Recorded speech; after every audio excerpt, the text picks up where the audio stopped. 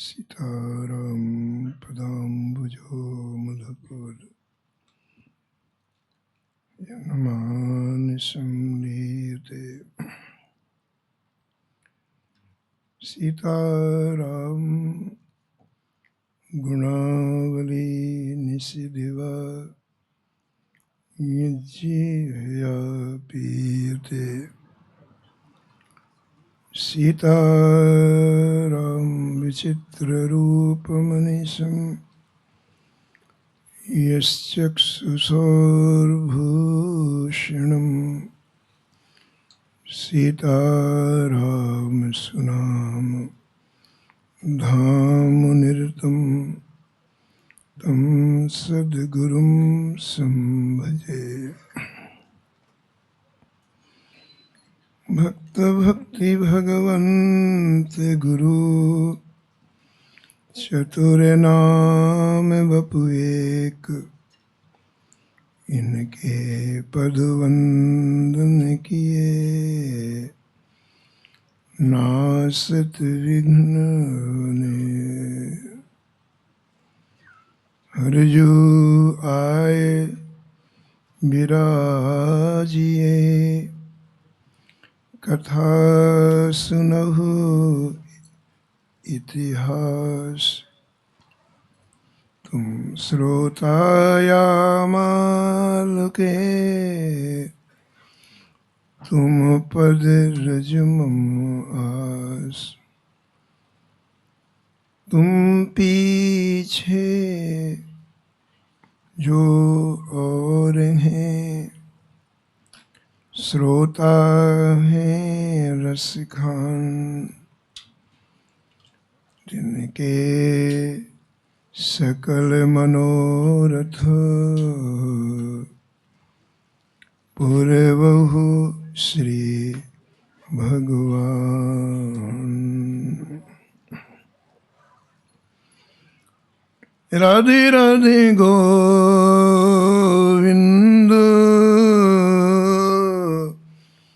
गोविंद राधे।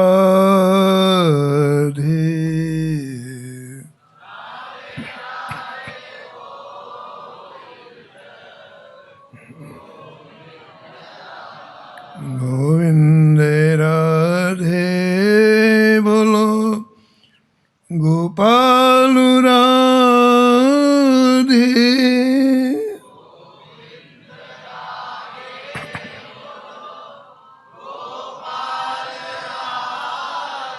राधे राधे गोविंद गोविंद राधे।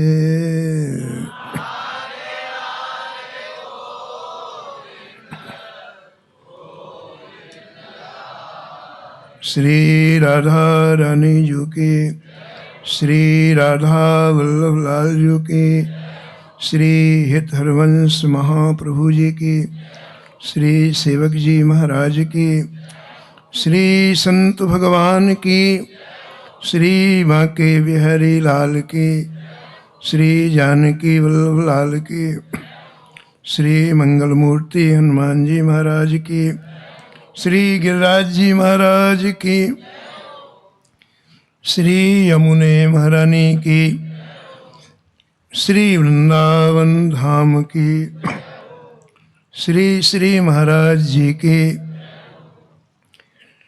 उनके श्री सद्गुरुदेव भगवान की, उनके समस्त परिकरों की जय जय श्री राम।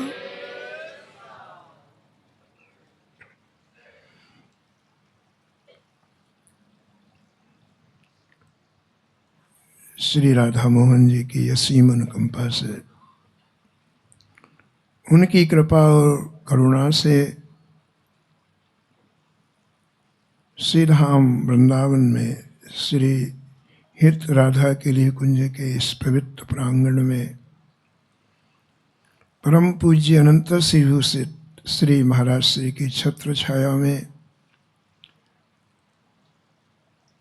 श्री ठाकुर जी को अतिशय प्रिय उनके प्यारे भक्तों के परम पावन चरित्र में हम अवगाहन कर रहे हैं। हम सभी बहुत बहुत भाग्यशाली हैं। पूज्य श्री महाराज श्री की भक्तों में अतिशय निष्ठा है।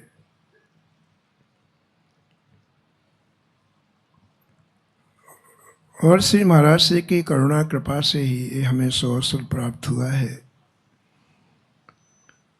कि हम सभी इन भक्तों के अंतर हृदय के भावों को परिचय प्राप्त करें। विभिन्न निष्ठाओं के भक्त होते हैं, अलग अलग निष्ठाएं होती हैं। किसी की नाम में निष्ठा होती है, किसी की ठाकुर जी की रूप माधुरी में निष्ठा होती है, किसी की धाम में होती है, किसी की ठाकुर जी की लीलाओं में होती है। विभिन्न विभिन्न निष्ठाओं के भक्त हैं, लेकिन सबका एक ही लक्ष्य है, प्रिया प्रीतम की प्राप्ति, प्रिया प्रीतम को प्रसन्न करना। इसलिए भक्तमाल में विभिन्न निष्ठाओं में अवगाहन करने का सौभाग्य प्राप्त होता है। और एक हमारे अंदर हृदय की विशालता आती है, हमारा दायरा बड़ा विस्तृत हो जाता है। हमारे हृदय में एक भाव जागृत होता है कि अलग अलग निष्ठाओं के अलग अलग भक्त हैं। ये सभी वंदनीय है, सभी आदरणीय है। उनकी जो चाह है, उनकी जो गति है भजन की तरफ, हमें उसको पकड़ना है, उसमें अवगाहन करना है। अगर हम इन चरित्रों को श्रवण नहीं करेंगे तो हो सकता है कभी हमसे दोष दृष्टि हो जाए, हमारे मन में आ जाए कि अरे ये व्यक्ति कैसी उपासना कर रहा है, कैसी आराधना कर रहा है। इसलिए हमारा अंतःकरण विशाल बने, इसके लिए भक्तमाल है।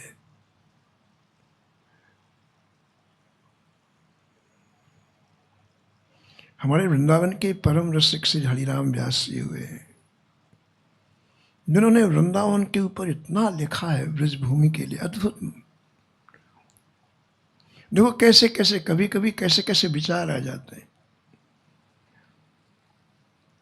हमें उनको समझना है। अगर हम एक एक चीज़ को क्लियर करते जाएंगे, समझते जाएंगे, तो बड़ा भजन में रस आएगा। देखो इतनी ऊंचाई पर हरिराम व्यास जी हैं, लेकिन एक बार श्री यमुना जी के तट पर विराजमान होकर संतों के बीच में संतों की चर्चा चली। जैसे गृहस्थ लोग जब एकत्रित होते हैं तो अपने परिवार की चर्चा करते हैं, अपने बेटों की, अपने संबंधियों की। ऐसे जब संत एकत्रित होते हैं तो संतों की चर्चा करते हैं। और चर्चा के दौरान श्री हरिराम व्यास जी ने एक छोटी सी बात कह दी। उस चर्चा में श्री कबीर जी का भी नाम आया। कबीर जी व्यास जी से 200 वर्ष पहले भगवत धाम जा चुके थे।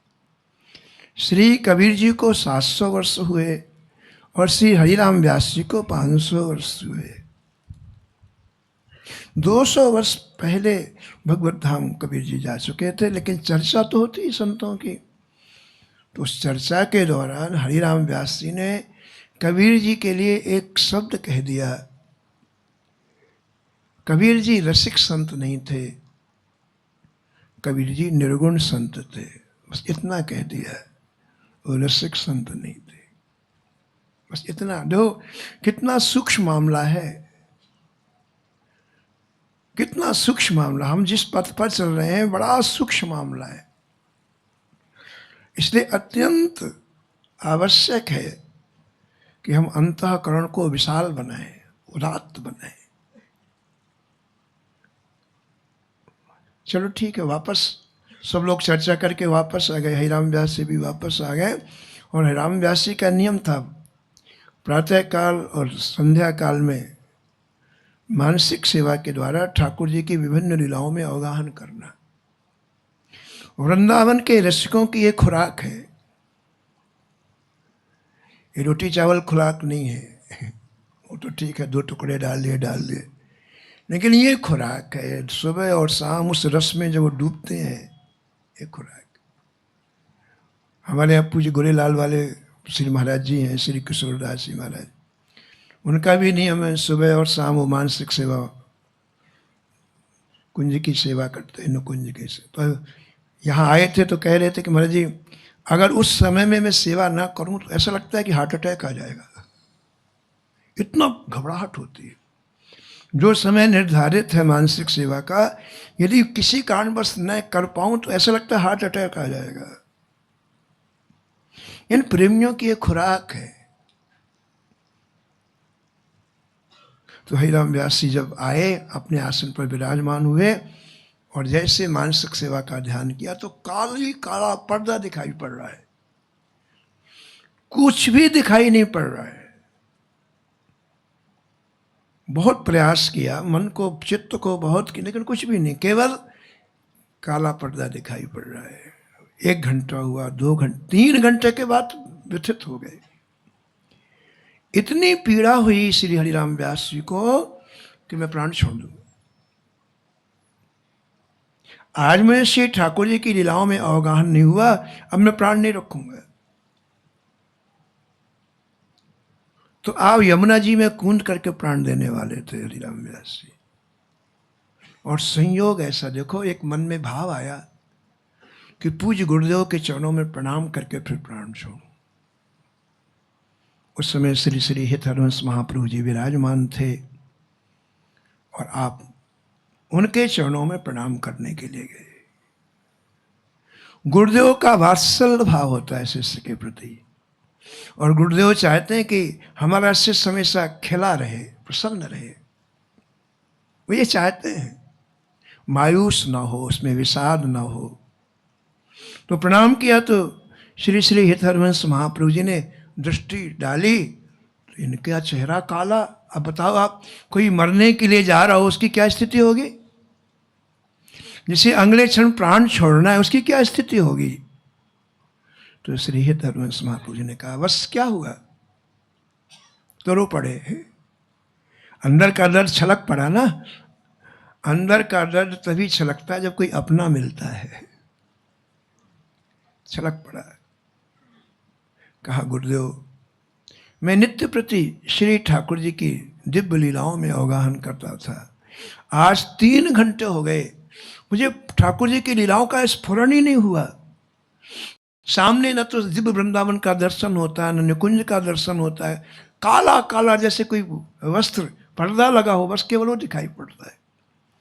3 घंटे हो गए, अब मैं जीवित नहीं रहना चाहता हूँ।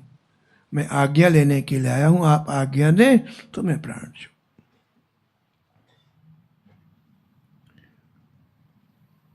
महापुरुषों का संपूर्ण जीवन अनुभव का भरा हुआ रहता है। अनुभव से एक एक पल जीते हैं, इसलिए कोई भी बात का तुरंत उत्तर आता है उनको। हमारे पूज महाराज श्री कितने तरह के उत्तर देते हैं बताओ आप? हजारों तरह के प्रश्न, और एट वंस, उसी समय। ही नहीं कि विचार करना, आंख बंद करना है। ये क्या है बताओ? इतना अनुभव से परिपूर्ण जीवन है। हर क्षेत्र की, चाहे कोई भी क्षेत्र हो, उसकी अनुभूति महाराज जी को है। ऐसे श्री हित हरवंश महाप्रभु जी ने जैसे ये सुना, 1 सेकंड में बोले, हरिराम किसी संत का अपराध हो गया है। 1 सेकंड में, समय नहीं लगाया। अब देखो, ये बात आई है तो एक बात बहुत अपने को सावधानी रखनी है। श्री धाम वृंदावन में हम भले ही भजन कम करें, लेकिन प्रयास करें कभी किसी संत का अपराध ना हो। ये बहुत सावधानी पूर्वक बात को समझना है। हमारे द्वारा किसी संत का अपराध ना हो, बस। भजन एक बार कम भी हो तो चलेगा, क्योंकि ठाकुर जी इस अपराध को बहुत ज़्यादा, इसके प्रति बहुत ज़्यादा सजग रहते हैं। साधु अवज्ञा तुरत भवानी, कर कल्याण अखिल कै हानि। हमारे सारे समस्त पूर्णों को क्षण में नष्ट कर देता है। तो श्री हित हरवंश महाप्रभु जी ने कहा, बस तुमसे कोई अपराध हो गया संत का, और कोई चीज रोक ही नहीं सकती महाराज जी।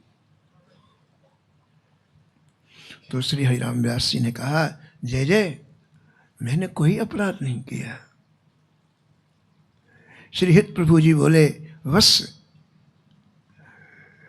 कभी कभी हमें ध्यान नहीं रहता है और अपराध हो जाता है।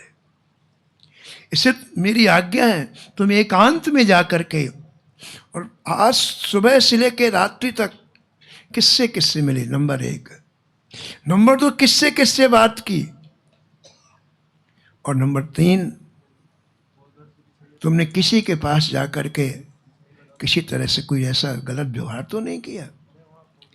3 चीजों के लिए कहा तुम एकांत में चिंतन करो। और एक स्थूल मन होता है, एक सूक्ष्म मन होता है। तुम सूक्ष्म मन से चिंतन करो, फिर हमें बताओ। तुम्हारी एकांत में जाकर के जब हरिराम व्यास जी ने सुबह से लेके मैं किन संतों से मिला, किन के पास गया, किन से क्या बात की, अपने ही दिनचर्या को जब ऑब्जर्वेशन करने लग गए, अपने निरीक्षण करने लग गए, तो धीरे धीरे धीरे उस सायंकालीन 5 बजे की बात आ गई। और उस 5 बजे में चर्चा के दौरान श्री कबीर जी के लिए एक पंक्ति कही थी, उसका ध्यान आ गया। आप दौड़ करके हित प्रभु जी के पास गए, बोले जय जय, मेरे को ध्यान आ गया, मैंने श्री कबीर जी के प्रति एक हल्का भाव रखा। हल्के भाव में कहा, वो रसिक नहीं थे, वो निर्गुण संत थे, वो रसिक संत नहीं थे। और दूसरी बात मैंने कुछ नहीं। श्री हित प्रभु जी ने कहा, बस यही अपराध हो गया। किसी संत के बारे में किसी प्रकार की टिप्पणी करने का हमारा कोई अधिकार नहीं। आगे आप सुनेंगे, जितने संत यहाँ आए हुए हैं सबको श्री ठाकुर जी ने भेजा है, और सबकी जिम्मेदारी ठाकुर जी ने अलग अलग लगा रखी है।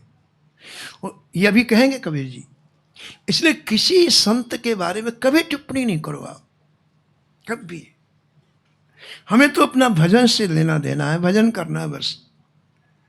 बाकी जो दिखाई पड़े सबको राधा रानी श्री राधा माधव का स्वरूप जाके प्रणाम करना है। सिया राम में सब जग जानी, करऊं प्रणाम जोर जुग पानी। ये वृंदावन की रहनी है। वृंदावन की रहनी में दोष दृष्टि होनी ही नहीं चाहिए, इसका हमको ध्यान। ये मनुष्य जीवन की कमजोरी है कि मनुष्य किसी ना किसी में कोई ना कोई दोष देख लेता है। लेकिन हम दिव्य धाम में वास कर रहे हैं, श्री जी की कृपा हम लोगों के ऊपर है, इसलिए हमारे जीवन में बीमारी होनी नहीं चाहिए। जब ये कहा कि जय जय मैंने श्री कबीर जी के लिए ऐसा कहा है, तो हित प्रभु जी ने आगे क्या कहा सुनो आप। हित प्रभु जी ने कहा कि बस इस अपराध को श्री राधा वल्लभ लाल जी भी दूर नहीं कर सकते। संत के अपराध को ठाकुर जी दूर नहीं कर सकते हैं। दुर्वासा जी ने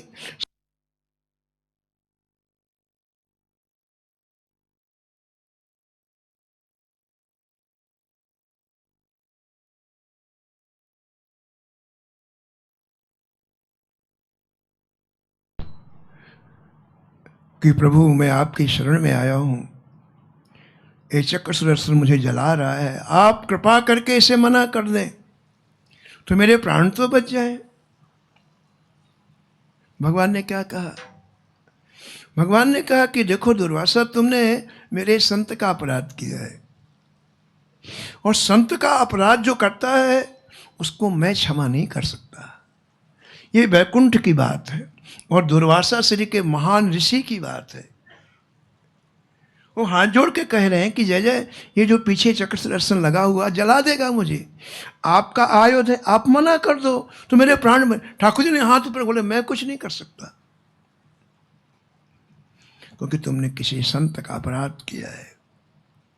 ये आयुध मेरा कहना नहीं मानेगा, वो दंड तुमको देगा। तो दुर्वासा जी ने कहा, जय जय, क्या मैं आपके सामने मर जाऊं? आप शरणागत वत्सल हैं, मैं आपकी शरण में आया हूं, क्या मैं आपके सामने मर जाऊं? भगवान ने कहा एक उपाय है जीने का, और ये कि तुरंत मेरे भक्त के पास जाके क्षमा मांग लो तो प्राण मिल जाएंगे। वैकुंठ में कोई काम होने वाला नहीं है, मेरे भक्त के चरणों में काम होने वाला। ये ठाकुर जी के शब्द हैं। कितना महत्व ठाकुर जी भक्तों को देते हैं। देखो आप, मैं कुछ नहीं कर सकता हूं, मेरे भक्त के पास जाओ। हमारी एक चरित्र आया,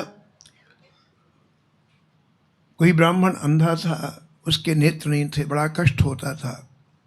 किसी ने कहा बाबा वैद्यनाथ धाम में जाओ, वहां शंकर जी से प्रार्थना करो, वो नेत्र दे देंगे।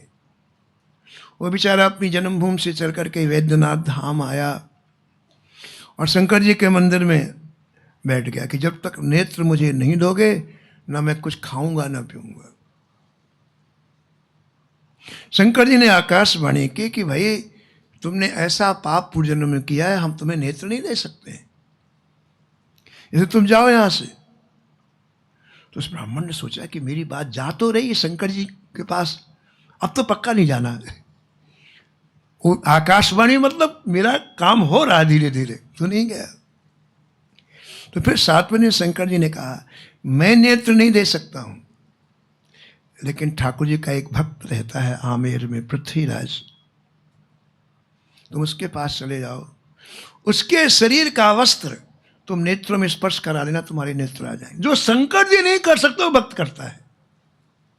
महाराज जी वो गया और कहा कि मुझे शंकर जी ने कहा कि आपका पहना हुआ वस्त्र मुझे दे दो, मैं नेत्रों में लगाऊंगा और नेत्र आएंगे। उन्होंने कहा नहीं नहीं, आप ब्राह्मण हो, हम ऐसा नहीं करेंगे। नया वस्त्र मंगाया उन्होंने और सिर में लगा के दिया, आंख में लगाया, कमल के समान नेत्र आ गए।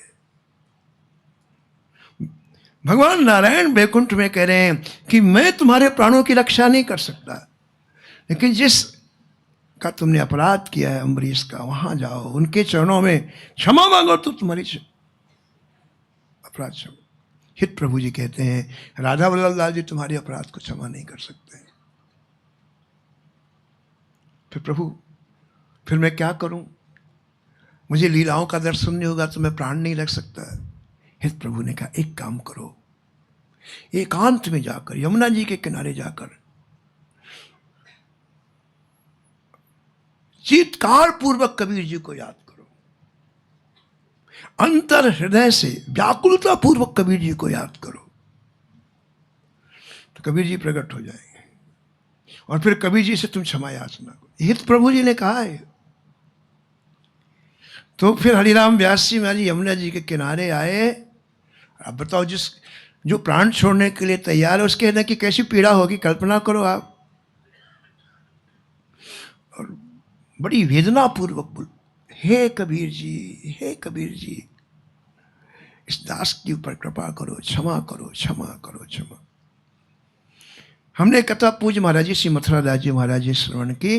वो कह रहे थे कि यमुना जी की धारा रुक गई महाराज जी, और तीव्र वेदना पूर्वक जब उन्होंने उच्चारण किया श्री हरिराम व्यास जी ने, तो यमुना जी की धारा रुक गई और बीच धारा से कबीर जी प्रकट हो गए। श्री वृंदावन में यमुना जी की बीच धारा से कबीर जी प्रकट हो गए और जैसे किनारे में आए, रोते हरिराम व्यास जी को हृदय से लगा दिए। संत बहुत कोमल होते हैं, वो किसी के दुख को देख ही नहीं पाते महाराज जी। संत न होते जगत में जल मरता संसार। अगर संत रूपी ये पूंजी सृष्टि में नहीं होती, आपस में मर जाते हम, एक दूसरे से ईर्ष्या, एक दूसरे से द्वेष, एक दूसरे से जलन, उसी आग में मर जाते हम। संत न होते जगत में जल मरता संसार। हरिराम व्यास जी आए, हरिराम व्यास जी के पास कबीर जी आए, हृदय से लगा, अपना कर कमल घुमाया, शीतल हो गया हृदय। रो कर करके हरिराम व्यास जी बोले जय जय, मेरे अपराध को क्षमा। तब कबीर जी ने बहुत अच्छी बात कही, कहा हरिराम व्यास जी, श्री ठाकुर जी जिस संत को भेजते हैं और जो जिम्मेदारी देते हो वही करता है। मुझे जिस हेतु भेजा मैंने वो काम किया, आपको जिस लिए भेजा आप वो काम करते हैं। श्री ठाकुर जी वहां से जो आज्ञा देते संत यहाँ के वही करते हैं। इसलिए किसी संत के बारे में कभी टिप्पणी नहीं करना चाहिए। उसका वो निजी मामला नहीं है, वो ऊपर से प्रदत्त मामला है, ऐसा बोल। उदाहरण दिया श्री कबीर जी ने कि देखो भाई 1000 संतों की रसोई हुई। अब रसोई में जो परोसने वाले होते हैं, अनेक आइटम होते हैं, अलग अलग चीज परोसते हैं। कोई गुलाब जामुन परोसता है, कोई कचौड़ी परोसता है, कोई पूड़ी परोसता है, कोई सब्जी परोसता है। जितने तरह के आइटम बने, परोसने वाले अलग अलग होते हैं, ठीक है। और वो वही चीज परोसेगा। पंक्ति में जो उसे जिम्मेदारी दी गई है वही परोसेगा, जब पूरी पंक्ति जब तक प्रसाद नहीं पा लेगी, ठीक है। और सब लोगों ने प्रसाद पा लिया, अब परोसने वालों को बैठा, भाई आप भी प्रसाद पाओ। तो कबीर जी ने प्रश्न किया, कही राम व्यास जी ये बताओ कि उन परोसने वालों को जब पंगत में बैठा खिलाया जाएगा तो खीर जिसने परोसी उसे खीर दी जाएगी क्या? गुलाब जामुन जिसने परोसा है तो क्या उसे गुलाब जामुन दिया जाएगा? पूड़ी परोसते पूड़ी दी जाएगी? बोले नहीं, पत्तल में हर चीज दी जाएगी, पूड़ी भी दी जाएगी, गुलाब जामुन भी दिया जाएगा, खीर भी दी जाएगी, रबड़ी, सब कुछ दिया जाएगा। परोसने में वो अलग अलग परोसेगा, लेकिन जब भोजन करेगा तो सब चीजों का भोजन। ऐसे ही हमें जो श्री ठाकुर जी ने आज्ञा दिया है हम वही करेंगे, लेकिन आस्वादन सभी रसों का करते हैं। हम जब एकांत में बैठते हैं तो दास रस का भी आस्वादन करते हैं, सख्य रस का भी आस्वादन करते हैं, वात्सल्य और श्रृंगार रस का भी आस्वादन करते हैं। तो बड़ी सावधानी रखनी चाहिए। इसके लिए भक्तमाल है, उदात्त भाव हमारा हो। पता नहीं ठाकुर जी ने किस संत को किस लिए भेजा है, उसमें हमारी पहुंच ही नहीं। यही बात नाभाजी गुरु जी से कह रहे। जब श्री अग्रदास जी ने आज्ञा दी कि आप भक्तों का चरित्र लिखो, वो प्रसंग चल रहा है, उसी को आप श्रवण कर रहे हैं। अब ये प्रसंग और स्पष्ट हो जाए, इसके लिए एक दो कथाएं और आप सुन लेंगे। संतों के हिया के भाव को लिखना बड़ा मुश्किल है। जितने संतों के चरित्र आप सुनोगे उनकी अलग अलग मस्ती है, अलग अलग भाव में, और वो सब सही है। संतों के कोई भाव गलत नहीं होते।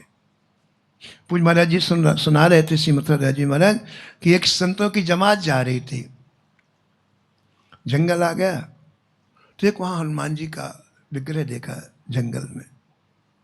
संतों का भैया यहीं रुक जाओ और यहीं आज श्री ठाकुर जी की प्रसादी बन जाए, थोड़ा आराम भी हो जाएगा, फिर आगे चलेंगे। तो जमात में 100-200 संत रहते हैं, सब रुक गए और ठाकुर जी की प्रसादी बनने लग गई, रसोई बनने लग गई, यमुनिया बनने लग गया। तो कुछ संतों का ध्यान गया कि अरे हनुमान जी खुले में बैठे हैं, बताओ तो बरसात आएगी, धूप पड़ती है। बोले हाँ जी।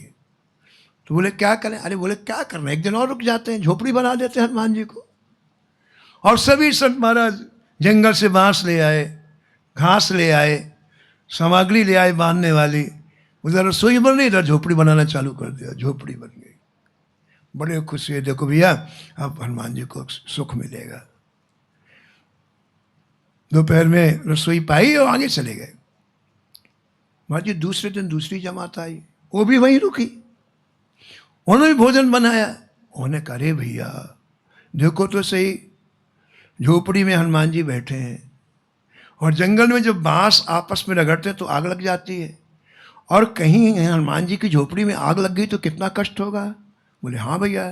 तो क्या करने? बोले झोपड़ी उजाड़ो। और जितने सब बांस निकाल दिए, बल्ली निकाल दिए, खुला कर दिया। बोले अब हनुमान जी को आ रहा। अब बताओ इसमें कौन सी निष्ठा सही है? दोनों सही है, दोनों के। ये भक्तमाल में है, इसी को पकड़ना है। तो इसीलिए नाभाजी महाराज कहते हैं कि महाराज मैं कैसे लिखूं, एक तरीके चीज हो तो मैं लिख दूं। इन संतों के हृदय की अलग अलग निष्ठाएं, अलग अलग, और सब सत्य, और सभी निष्ठाओं में ठाकुर जी रिझे हुए हैं, तो कैसे लिखूं? गाऊं राम कृष्ण नहीं पाऊं भक्त दाव को,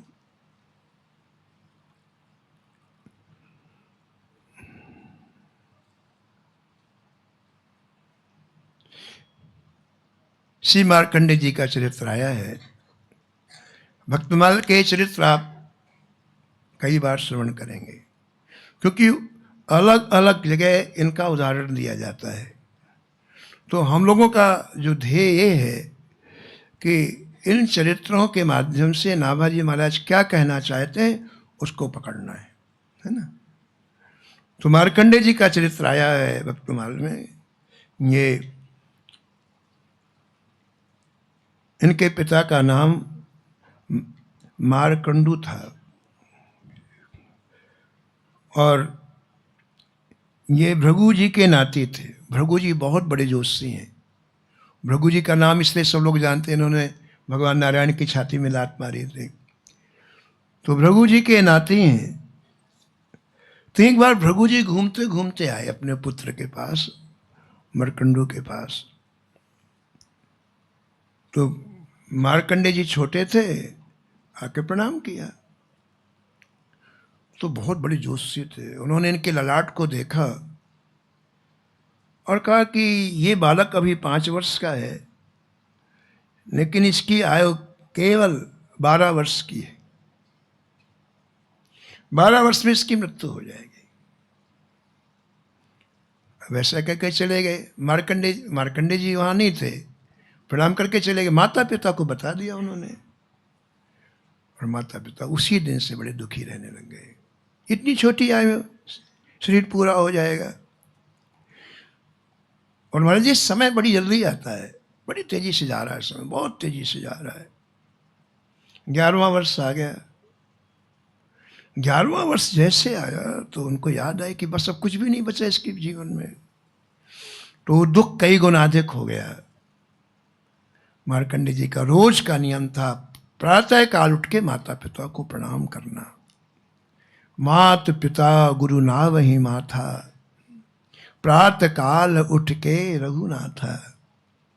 श्री रघुनाथ जी प्रातः काल उठ के सबसे पहला काम करते हैं, माता पिता और गुरु का वंदन करते हैं, प्रणाम करते हैं। इनके वंदन करने से 4 चीजें तुरंत प्राप्त हो जाती हैं। जैसे ही आप वंदन करो आपकी आयु बढ़ जाएगी, निश्चित मानो आप। जैसे इनको आप प्रणाम करते आपकी आयु तुरंत बढ़ जाएगी। जैसे आप प्रणाम करोगे आपका यश चारों तरफ फैलने लग जाएगा। जैसे आप प्रणाम करोगे आप में एक विशेष प्रकार के बल का उपार्जन होगा।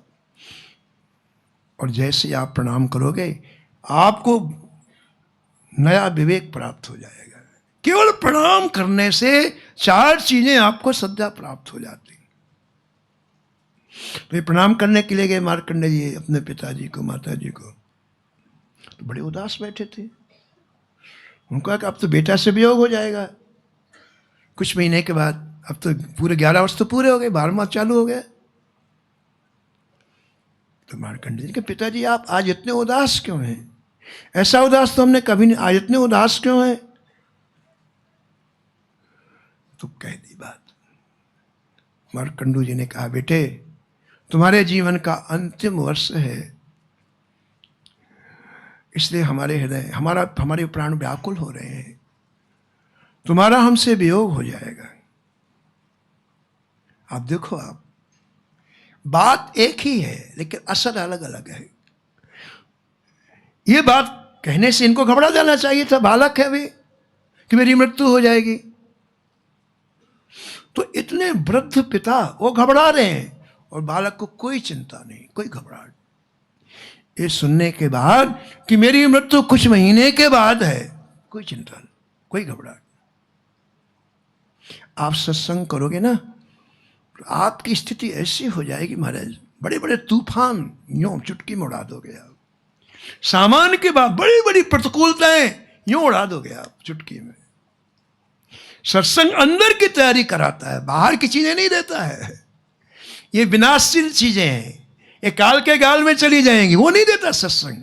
असली चीज देता है आपको। मार्कंडेय जी ने कहा पिताजी इसमें घबराने की क्या बात है? बोले क्यों बेटा तुम्हारा वियोग हो जाएगा। बोले कैसे हो जाएगा? बोले भृगु जी ने कहा कि तुम्हारी आयु इतनी है। मार्कंडेय ने कहा पिताजी भजन से बड़ा कोई नहीं होता है। ये बात बैठाना अपने मन में महाराज जी कि भजन सर्वश्रेष्ठ है। भक्तमाल सुनने का तात्पर्य है कि ये बात अंदर बैठ जाए, भजन से श्रेष्ठ कुछ नहीं है। अंदर बैठाना है इसको। ये प्रवचन वाली बात नहीं करनी है। प्रवचन तो मन से आदमी उतरा वैसे का वैसे ही रहता। 1 घंटे कुछ भी बोले तो हमको ये वाला मामला नहीं करना है। पूज्य महाराज सिंह ने कहा है अपने को एक एक चरित्र का अवगाहन करना है, यानी वो चरित्र बैठे हमारे अंदर।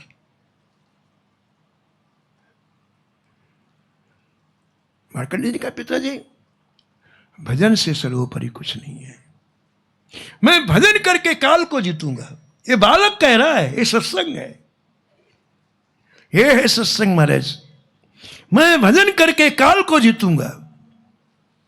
और महाराज जी तुरंत प्रणाम किया, माता पिता को और चल दिए। चलते चलते एकांत जंगल में पहुंचे, कोई नहीं, कुछ नहीं।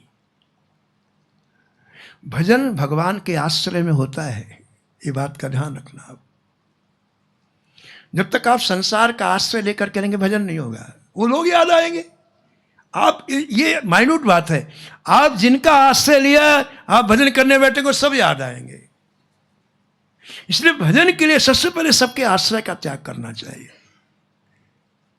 हम हमारे श्री राधा वल्लभ लाल जी के साथ कोई है ही नहीं। मेरे तो गिरधर गोपाल दूसरो न कोई नहीं हमारा। हमको अब किसी से कोई अपेक्षा नहीं है। जो कुछ करेंगे हमारे श्री राधा वल्लभ लाल जी करेंगे। गोस्वामी जी लिखते हैं, बने तो रघुबर से बने या बिगड़े भरपूर। आग लग जा हमें काले बननी हो तो इनसे बने। संसारी व्यक्ति से बनने में आग लग जाने नहीं चाहिए। बने तो रघुबर से बने या बिगड़े भरपूर। तुलसी बने जो और थे वाह बनवे में धूर।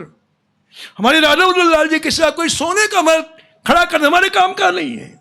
हमें तो राधा वल्लभ लाल जी के द्वारा निर्मित झोपड़ी बहुत अच्छी है, ऐसा भाव होना चाहिए भजन करने वाले को। देखो मीरा जी ने पूरी ताकत इसमें लगाई है, दूसरों न कोई। ये दृष्टि नहीं होगी तो भजन नहीं होगा। जिसका आपने आश्रय लिया वो याद आएंगे आपको।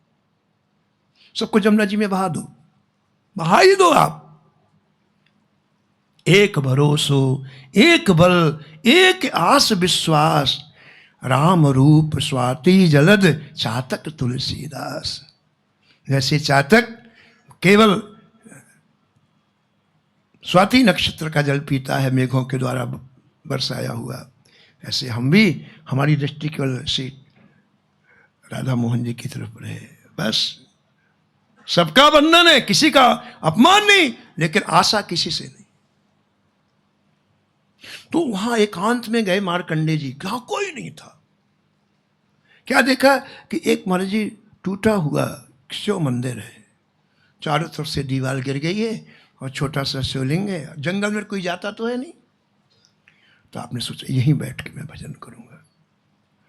और मार्कंडेय जी महाराज वहां बैठ करके बहुत ही आर्ततापूर्वक भजन करने लग गए।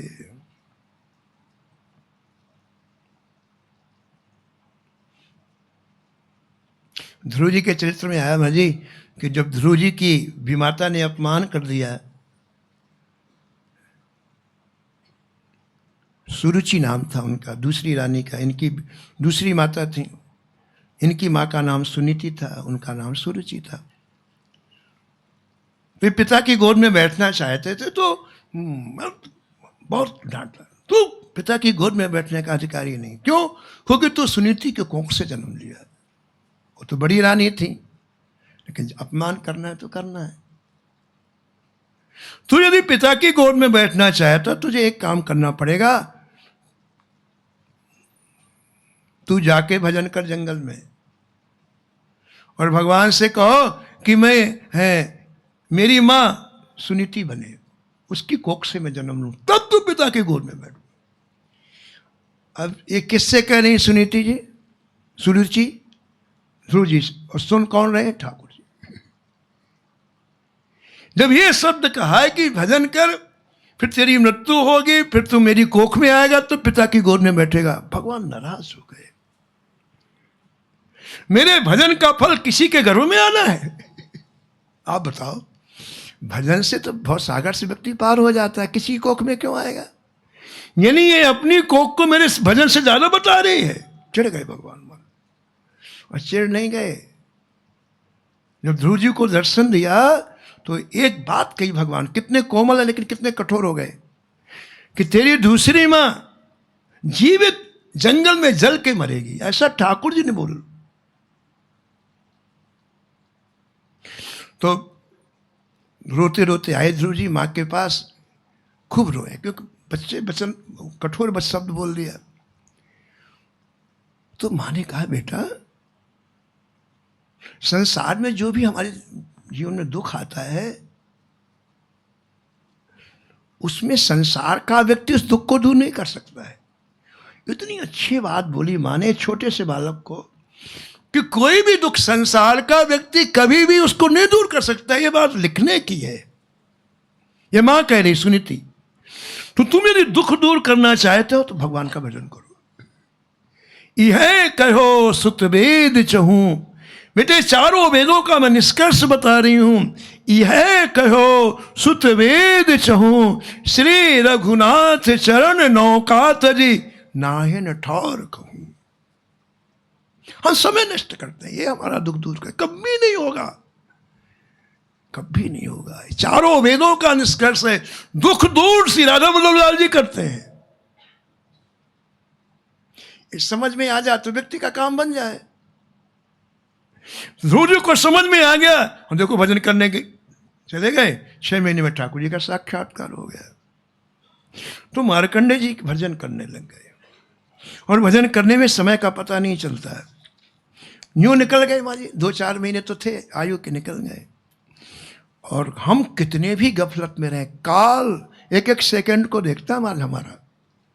हम खूब सोए, खूब, काल नहीं सोता है, एक एक सेकंड को देखता। अब समय आ गया, अब समय आ गया। ठीक 12वें वर्ष में काल आ गया महाराज जी।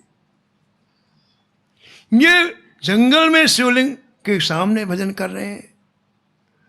थोड़ी दूर पर गंगा जी बह रही थी। गंगा जी किनारे बहुत बड़ी रेती थी, होती जैसे यमुना जी की रेती होती है ऐसा। तो काल गंगा जी के पास प्रकट हुआ। काल के स्वरूप का वर्णन किया गया है पुराणों में कि काल कैसा है। इसके मर्जी 2 पैर हैं, 20 हाथ हैं और 6 मुख हैं, और पूरा शरीर बिल्कुल काला।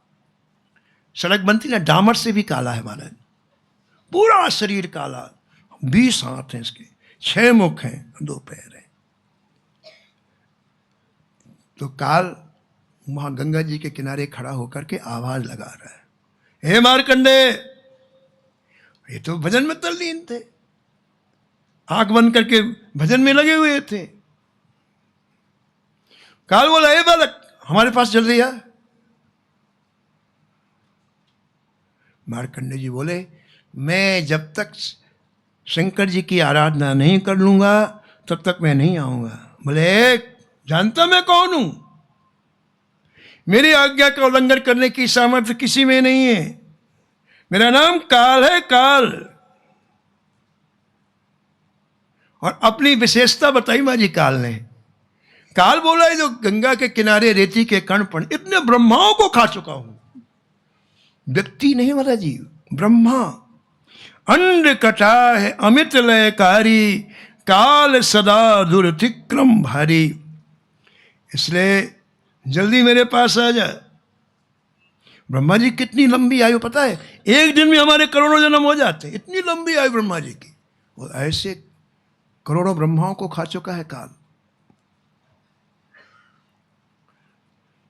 तो बार बार काल पुकारे, बोले मैं नहीं आऊंगा। तो काल क्रोध में आकर दौड़ा पकड़ने के लिए। बार बार पुकारने के बाद मार्कंडेय जी नहीं आए तो काल क्रोध करके दौड़ा। और महाराज जी देखो, जब क्रोध करके दौड़ा तो भय, बच्चे तो थे, भय के मारे शिवलिंग से लिपट गए। हे नाथ मेरी रक्षा करो, हे नाथ मेरी रक्षा करो।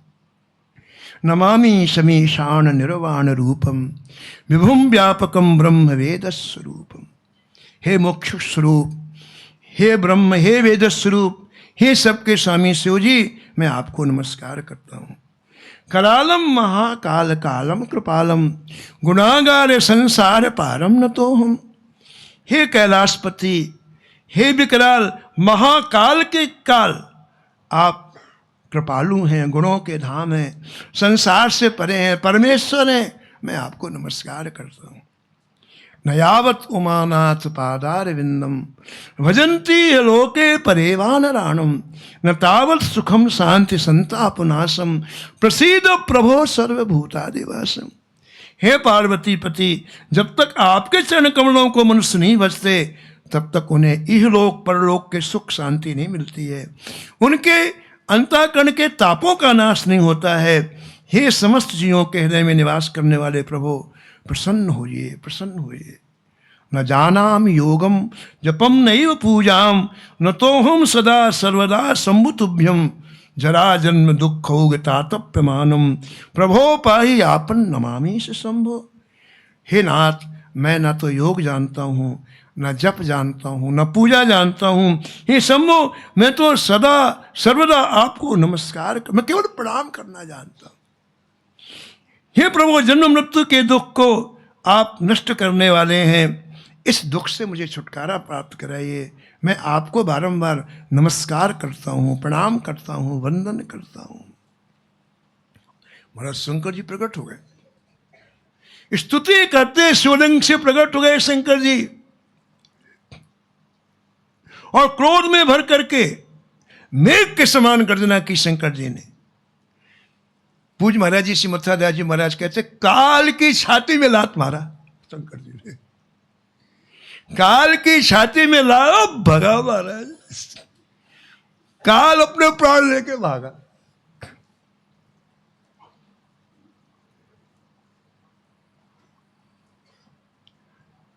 मार्कंडे जी को वरदान दिया है शंकर जी ने।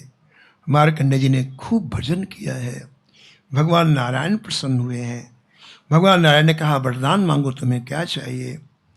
अब आप सुनो, जो जिसके लिए ये मार्कंडे जी का चरित्र हम लोग सुन रहे हैं। मार्कंडे जी ने कहा, प्रभु यदि आप प्रसन्न हैं तो मुझे आपकी माया का दर्शन करा दो। अब देखो कैसे विचित्र महात्मा होते हैं। बोले, प्रभु यदि आप प्रसन्न हैं तो मुझे आपकी माया का दर्शन करा दो, मैं आपकी माया को देखना चाहता। ठाकुर जी बोले, महात्मा जी क्या फालतू बात कर, माया कोई देखने की चीज है? अरे वो तो दुख देती है, दुख देने वाली है। नहीं महाराज, हमें तो माया देखना है। भगवान बोले, मेरी माया बड़ी प्रचंड है बाबा जी, वो तो मैं ही कृपा करता हूं तो जीव निकल पाता नहीं है, जीव को घुमाती रहती है। देवी ऐसा गुणमयी मम माया दुरत्या मामेव ये प्रपद्यन्ते माया मेताम तरन्ति ते। श्री कृष्ण के अर्जुन से कहते हैं, हमारी माया दुरत्य है, मनुष्य की क्या चले, ब्रह्मा आदि में सामर्थ्य नहीं है हमारी माया से बाहर निकलने की। हे अर्जुन, मेरी कृपा से ही माया से जीव पार हो सकता है। अतिशय प्रबल देव तब माया जी बस कीने जीव निकाया। मार्कंडे जी ने कहा, जय जय, हमने सुना है कि व्यक्ति अपनी चीज की प्रशंसा नहीं करता, आप माया की बड़ी प्रशंसा कर रहे हैं। आप हमने सुना है कि बड़े महापुरुष अपनी चीज की प्रशंसा नहीं करते, और आप तो बोले जा रहे हैं श्लोक के ऊपर श्लोक, मेरी माया ऐसी, मेरी माया ऐसी है। बोले, हम महाराज जब आप इतनी प्रशंसा करें तो हम देखना चाहते हैं कि आपकी माया कैसी। भगवान ने बहुत समझाया लेकिन महात्मा जी नहीं समझे, तो भगवान हंसे। भगवान का हंसना ही माया है। भगवान हंसे और 1 मिनट में अंतर ध्यान हो गए, और जैसे अंतर ध्यान हुए महाराज जी, सारी चीजें 1-1 मिनट में हो रही है। 1 मिनट में तो भगवान अंतर ध्यान हो गए, और 1 मिनट में महाराज महाप्रलय का दृश्य उपस्थित हो गया। महाप्रलय में समुद्र का जल उछलता है चारों तरफ, चारों दिशाओं से। महाप्रलय का दृश्य, अकस्मात बड़ी जोर जोर से आंधी चलने लग गई, आकाश से जल की घोर वर्षा होने लग गई, चारों दिशाओं के चारों समुद्र उमड़ उमड़ कर पूरी पृथ्वी को डुबो दिया। कहीं कोई जीव नहीं दिखाई पड़ रहा, कोई वृक्ष नहीं दिखाई पड़ा, जल ही जल, जल ही जल, जल ही जल। पृथ्वी नहीं, आकाश, स्वर्ग सब डूब गए, स्वर्ग डूब गया। जल से इतना जल, पृथ्वी की तो बात छोड़ दो, केवल कौन बचा? मार्कंडेय जी। इतने अगाध जल में महाराज मार्कंडेय जी हो, कहीं इधर जा रहे हैं, कहीं वहां जा रहे हैं, अत्यंत व्याकुल हो गए, भयभीत हो गए। प्रभु रक्षा करो, प्रभु रक्षा करो। उसी समय मार्कंडेय जी ने क्या देखा कि उस अपार जल राशि में एक छोटा सा टापू है। टापू जानते हैं क्या होता है? जमीन का एक छोटा सा भाग जिसके तरफ चारों तरफ जल रहता है, उसे टापू बोलते हैं, ठीक है ना। समुद्र में कहीं कहीं माजी टापू निकल आता है। तो उस विशाल जल राशि में एक टापू देखा। उस टापू में एक वट वृक्ष देखा। उस वट वृक्ष में एक सुंदर शाखा के एक पत्ते में क्या देखा? परम मनोहर श्याम वर्ण का बालक एक पत्ते में लेटा हुआ है। और सुनो, छोटा सा शिशु अपने चरण के अंगूठे को पकड़ के स्वयं पी रहा है। इतने छोटे से ठाकुर जी इस अगाध जलराशि के एक बरगद के वृक्ष के एक पत्ते में स्वयं लेटे हुए और अपने सुंदर अंगूठे को अपने हाथों से चरण के अंगूठे को पकड़ करके मुंह में पी रहे हैं।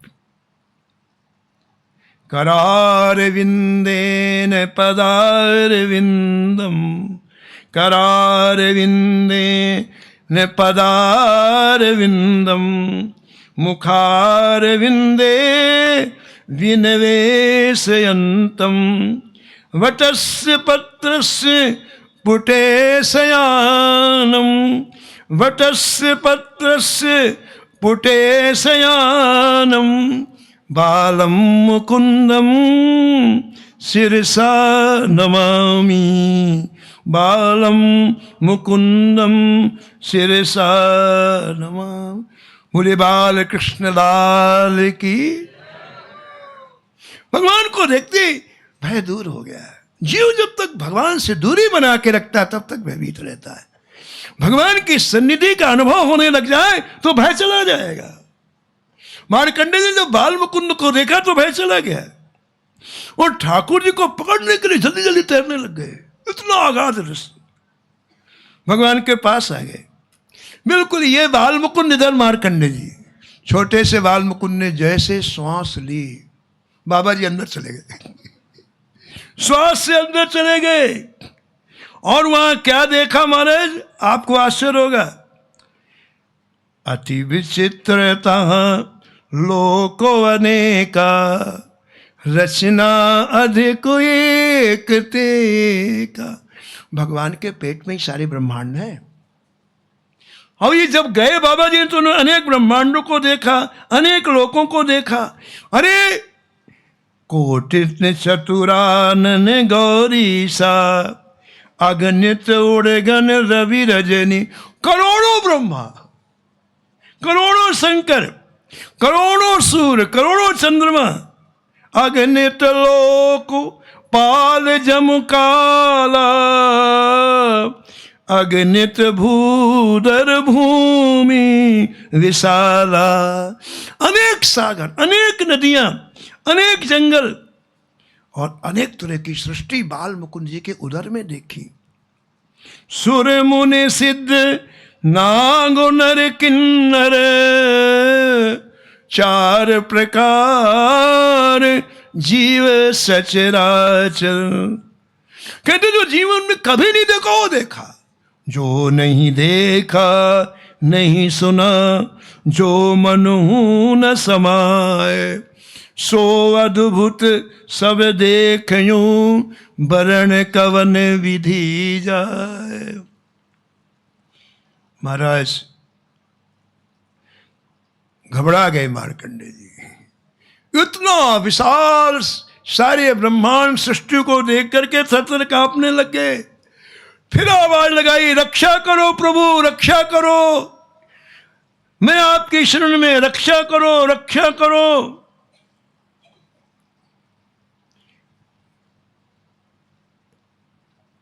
1 मिनट में महाराज जी मार्कंडे जी बाहर आ गए। जहाँ भगवान ने दर्शन दिया था वही स्थल प्रकट हो गया। ठाकुर जी मुस्कुरा रहे। ये पूरा जो दृश्य 2 घड़ी में दिखा दिया ठाकुर जी ने। इतने कम समय में ठाकुर जी ने प्रलय दिखा दिया, अनेक चीजें दिखा दी। इतने कम समय कल्प व्यतीत करा दिए ठाकुर जी ने। उभय घड़ी महा मैं सब देखा, भयं भ्रमित मन मोह विसेखा। ये ठाकुर जी की सामर्थ्य है, करोड़ों कल्प को 1 मिनट में बिता दे। करोड़ों कल्प, ये ठाकुर जी की सामर्थ्य। और 1 मिनट को करोड़ कल्प बना दे। जब महारास हुआ तो ठाकुर जी ने कितना बड़ी रात बना दी। जब राम जी का जन्म हुआ तो हमारे 6 महीने का 1 दिन बना दिया। मास दिवस कर दिवस भा, मरम न जाने कोय, रथ समेत रवि ठाक्यो निशा कवन। मार्कंडे जी चरणों में गिर पड़े, बोले प्रभु अब कभी नहीं कहूंगा। तो एक संत हो महाराज जी जो ठाकुर जी की माया देखना चाहते हैं। अब नाभा जी दूसरे संत का उदाहरण देंगे जो माया से बचना चाहते हैं। वो चरित्र आपका श्रवण करें। श्री राधा वल्लभ लाल की।